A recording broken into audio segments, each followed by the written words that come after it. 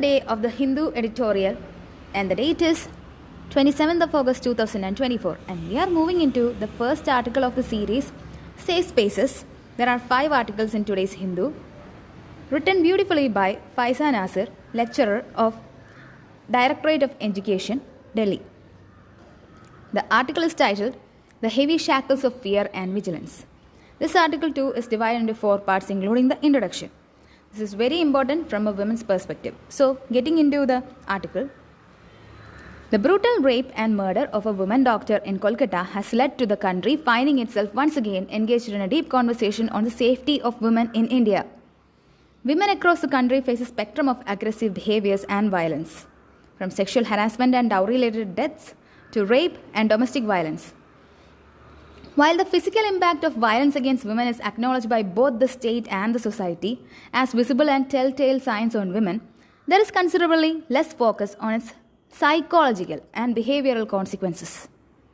This oversight means that while the physical and explicit acts of violence may provoke immediate and visible responses and draw public attention, the enduring psychological impact remains difficult to measure and often goes unnoticed and unaddressed.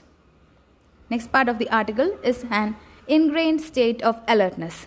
This doesn't need much explanation. So, delving into the article. In the absence of adequate structural protection by the state and the society, the onus of one's safety often falls on women themselves.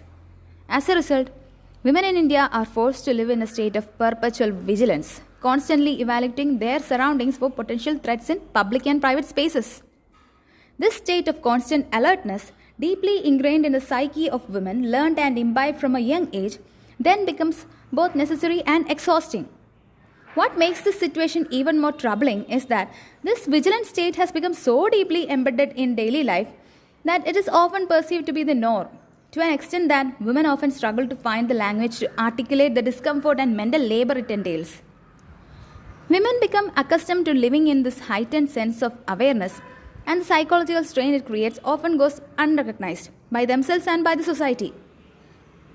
This unspoken burden profoundly shapes how women interact with the world, perceive themselves, and engage with the society. This constant need to assess and anticipate potential threats curtail her freedom to explore new places, to take risks, and to connect with others. This strips women of simple pleasures such as leisurely observation, spatial connection, and the ability to dwell in the moment. It even impacts career choices to personal relationships. Many women, for instance, decline job opportunities that require late-night travel or hesitate to move to new places without ensuring a strong support system. This simple pleasure of leisurely walk in the park is overshadowed by a constant awareness of potential threats. These decisions, though grounded in rational concerns for safety, can significantly restrict their personal, material, and psychological growth. There are also intergenerational effects, as this burden is often passed on from mother to daughter, who is taught to be cautious and adjust her behavior to stay safe. This reinforces the idea that individual women are responsible for their own safety, rather than the society taking collective action to create safer environments. As a result, women are expected to adapt their behavior. Their protective measures, thereby imposed by families and communities, which restrict a woman's mobility and freedom, also become violence. The vigilance also creates a dissonance or lack of harmony or opposite of resonance between how women live and how they wish to live. As a woman and teacher, the author finds herself grappling with this conflict daily. She encourages her young female students to be brave, to challenge patriarchal limitations, and to live freely. Yet she finds herself waiting for a male family member or a friend to accompany her on a late-night trip. For example, a choice that feels at odds with the empowerment that she advocates. Women are frequently forced to navigate this duality, advocating for empowerment while simultaneously adapting their behaviors to mitigate risk associated with their safety.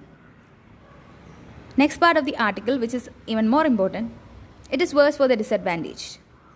Caste, class, and religion add complexity to the burden of vigilance women must bear, with marginalized women facing intensified discrimination and prejudice. For them, threats are not only gendered but also rooted in societal hierarchies. While women from privileged class backgrounds may have access to relatively safer environments such as gated communities and private transportation, they are still not immune to harassment and violence. However, women from disadvantaged groups face more immediate and pervasive dangers, often lacking institutional support to address safety concerns.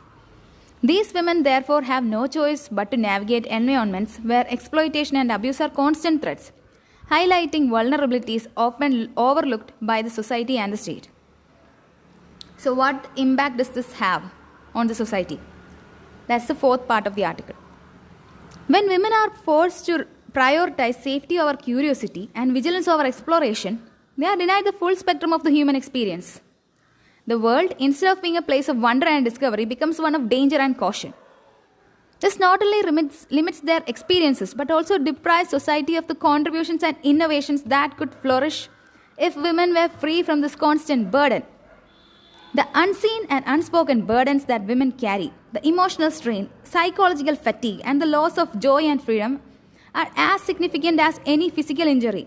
Recognizing and addressing this burden, therefore, is essential for building a more equitable society where women are not only safe but also free to live without constant shadow of fear.